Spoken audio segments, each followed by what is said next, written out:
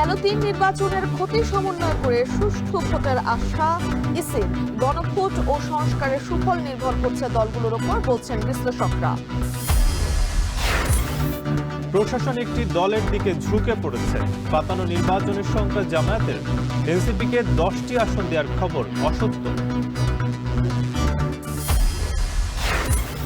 11 জানুয়ারি উত্তরবঙ্গ যাচ্ছেন তারেক রহমান। ধর্মীয় ও সামাজিক অনুষ্ঠানের অংশ, বলছে বিএনপি।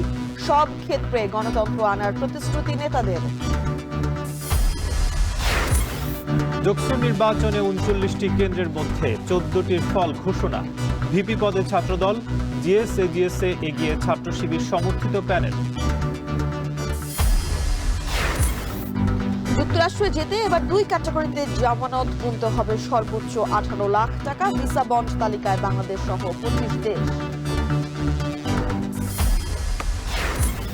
এবং ভেন্যু সরানো নিয়ে আইসিসির চিঠির জবাব পেল বিসিবি।